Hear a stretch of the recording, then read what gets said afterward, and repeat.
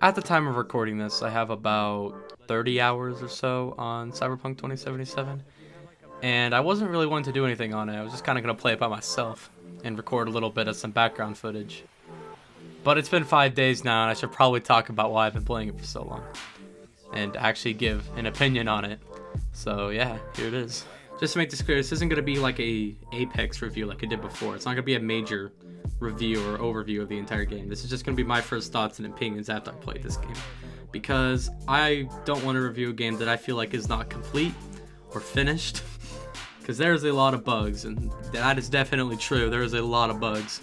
A lot of people are saying that the bugs actually make the game unplayable. I'll disagree with that to a point.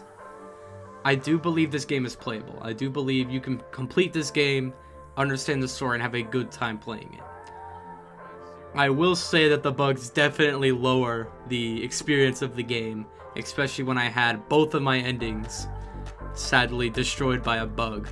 One of them having one of the characters glitch out of place in the cinematic, and the other one having my character have no hair and with no clothes on. And when you're having a very dramatic moment, I prefer to not be staring at the wrong points, if you know what I mean.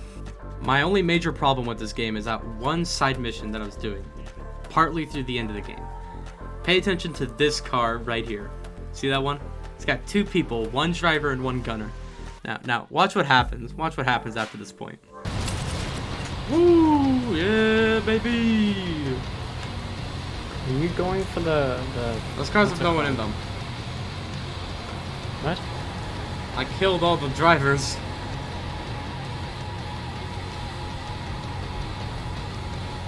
Is it still just open? I killed them too early, and so the game's trying to figure out what to do. Look! There's no one in that car!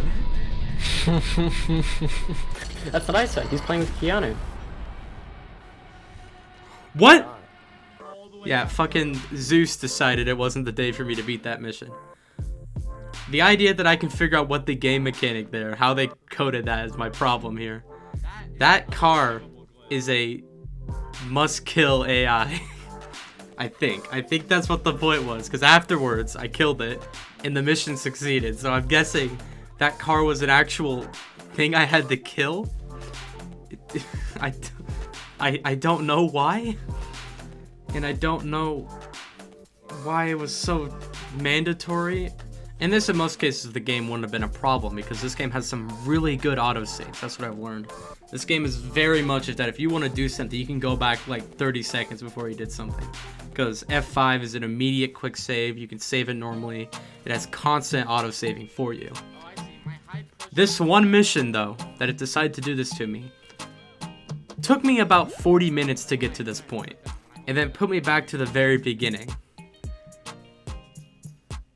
And I kind of got a little annoyed past that, especially after dying to the mission once before. Overall, I felt the story of this game was very good. Every part of the story, I was very engaged, loved every part of it. All the characters were really good. The voice acting was amazing. That's what I expected from a Project Red game. I never got through The Witcher, because back when I played it, I was younger and I didn't have the attention span to play it. I wanted to go play fucking Fortnite or something. I hate that I have to say that. Combat, little less than a Borderlands game, I would say. Little clunky. I can't say much. I had to play this on my low, shitty fucking office PC, straight out of Costco. This butte though got me through a lot, so I respect it. I will say though, if you want to play Cyberpunk for anything that isn't the story, I would say at least wait till the bugs are finished. But I don't know if this is a game for that. It is a very good story. Everything about the story I played was amazing. It's very basic combat. There's nothing groundbreaking about anything. Hacking's cool, but it's not necessary. Half of the guns you can use, they're not necessary. A lot of the game is not necessary, I guess is the way to say. It's one of those situations where there's a bunch of different ways to approach combat and do it, but there is only one that is really useful is usually the go-to, which is just straight up guns blazing. And there's not a single time in this game that demands you to use stealth. I remember one mission where, I'm not going to spoil anything, but it was specifically encouraged that you do stealth in. And even if you get caught, the mission goes on like normal, so I really like that. It allows players to do whatever they want and allows them to have a lot of freedom. It takes a bit to get into the main juice of the story. It has a lot of setup, but it is very, very worth it if you're here for a good story.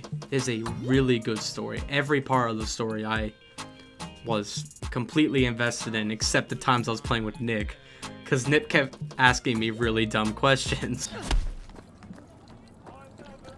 Wait, try to get behind the guy. That'd be funny.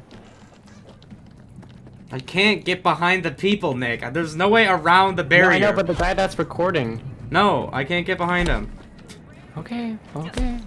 I can tell where the box is. There is no way for me to touch the man.